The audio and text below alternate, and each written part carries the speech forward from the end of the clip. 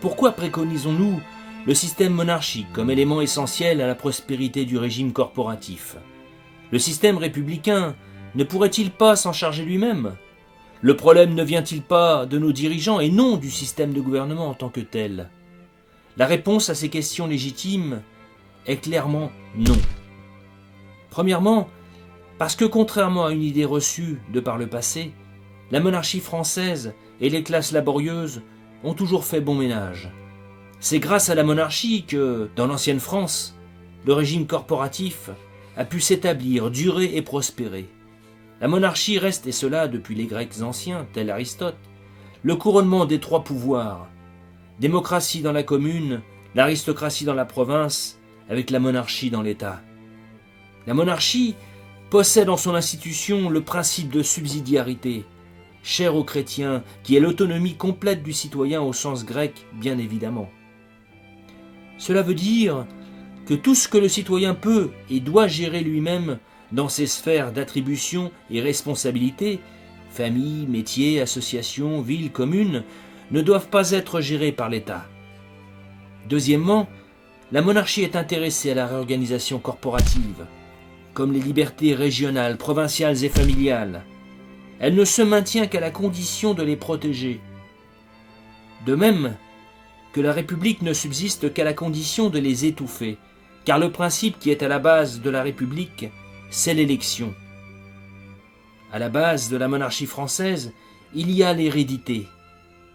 Parce que le pouvoir républicain est électif, son existence est à la merci d'un scrutin. Pour durer, il s'arrange de manière à ce que le scrutin lui soit toujours favorable, en faisant de l'individu son débiteur. Or, l'individu ne devient vraiment débiteur du pouvoir républicain que lorsque ce pouvoir est le seul dispensateur des grâces, c'est-à-dire lorsqu'il n'existe pas, pour protéger l'individu, d'autre forteresse que l'État républicain. Cela ne veut pas dire que les élections n'existent pas en monarchie, bien au contraire.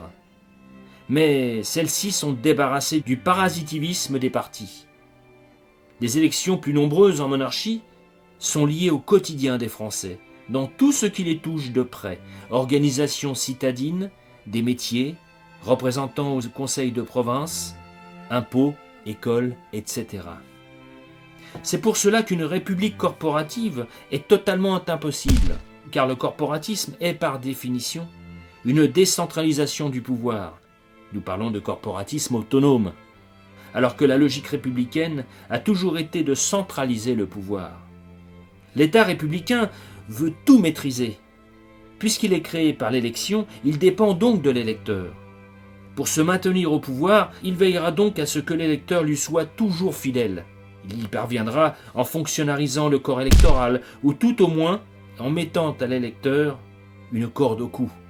C'est pour cela que la République contrôle l'école, les médias, falsifie l'histoire et l'information, comme elle dissout les familles en individus afin de diviser la communauté pour mieux la formater. Posez-vous la question, pourquoi on encourage la mère de famille à travailler à l'extérieur?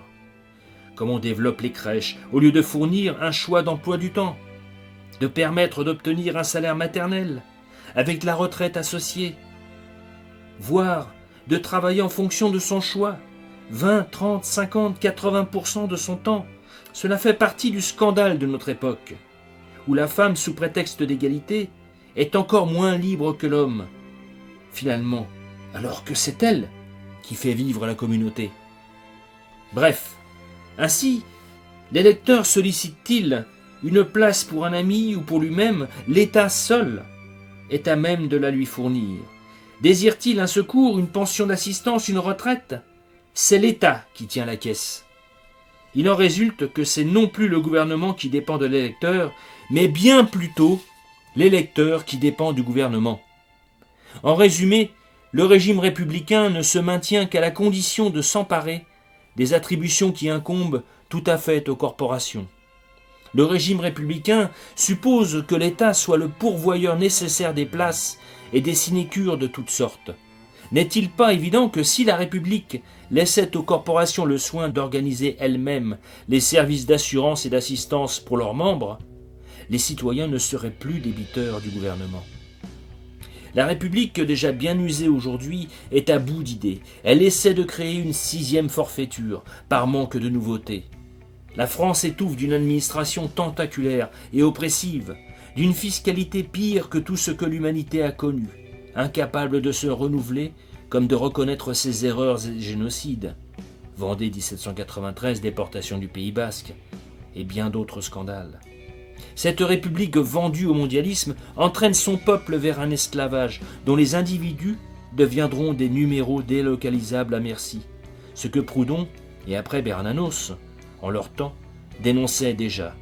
Ô roi, laissez donc ces banquiers avides, ces avocats disputeurs, ces bourgeois ignobles, ces écrivains infâmes, ces nobles flétris. Tous ces gens-là, sire, vous haïssent et ne vous soutiennent encore que parce qu'ils ont peur de vous. Achevez l'œuvre de nos rois, écrasez l'aristocratie et le privilège, conspirez avec ces prolétaires fidèles, avec le peuple qui, seul sait honorer un souverain, et crier avec franchise « Vive le roi !»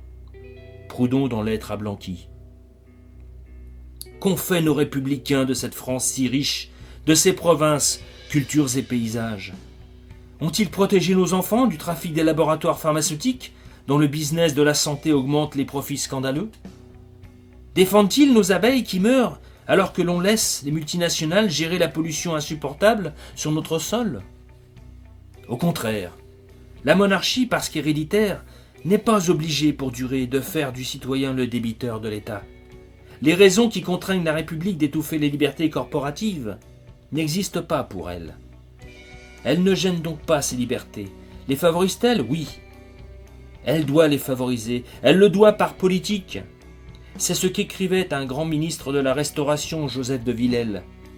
La monarchie peut sans danger, elle doit par politique permettre aux citoyens de se grouper autour de leurs intérêts communs pour combiner les moyens les plus propres à obtenir qu'ils soient protégés. Ainsi doivent s'établir les conseils des administrations secondaires, les corps de ville, les chambres de commerce, d'hommes de loi, de gens de lettres, de corporations de toute espèce. Qui ne voit d'autre part que ces corporations débarrassent le pouvoir royal d'une foule d'attributions secondaires et lui permettent de se consacrer plus librement à ses fonctions propres, qui sont la garde des intérêts généraux de la nation, la représentation diplomatique, la défense, la justice et l'ordre public, les grandes réglementations de protection, sanitaire par exemple, l'énergie, etc. Le régime corporatif offre ainsi à la monarchie son assise la plus sûre. Faut-il conclure de ce qui précède que du jour où la France est en monarchie, la question sociale est résolue? Une telle conclusion serait absurde. Il n'y a pas de régime idéal, mais seulement des institutions qui favorisent les libertés. Bref, qui créent le bien et l'épanouissement des peuples dans leur recherche à l'élévation. Il faut dire, du jour où la France est en monarchie, la réforme sociale est possible. Elle ne l'est jamais en République. Elle ne l'est pas en France démocratique, mais elle le devient dans la mesure où la monarchie est décentralisée, dans la mesure où la monarchie est également éloignée de l'absolutisme et du parlementarisme, c'est-à-dire dans la mesure où elle est corporative. La monarchie corporative se bornera à faire du travailleur un professionnel, c'est-à-dire un connaisseur, un homme de métier, un propriétaire, comme le sont les médecins, les sages-femmes, les avocats et les notaires. C'est un connaisseur, un homme de métier qu'elle appelle à exercer telle ou telle fonction publique. C'est un connaisseur, un homme de métier qu'elle place à la tête de l'État.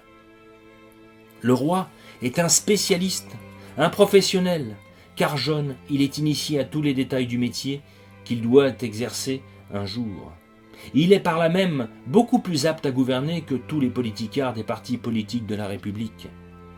Ce qui fait du roi un homme étant le plus capable de gouverner, c'est justement l'hérédité dynastique, qui est un apprentissage perpétuel de la fonction royale. Pourquoi cela? Tout simplement parce que l'hérédité dynastique lie le sort du roi à la fortune de l'État.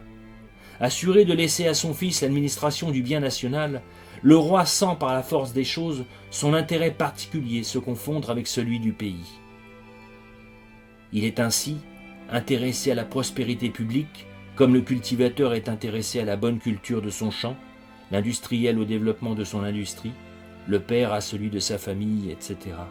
Soucieux d'apporter en ces temps de confusion quelques remèdes, amenant cette réflexion sur nos institutions, c'est dans un esprit critique, nourri par la recherche historique et institutionnelle, et par empirisme, que nos conclusions vont vers cette lumière dormante au fond de nos âmes, afin de voir demain nos enfants sourire dans les champs de blé, aux bordures de jardins, aux lys se retrouver. Notre jour viendra.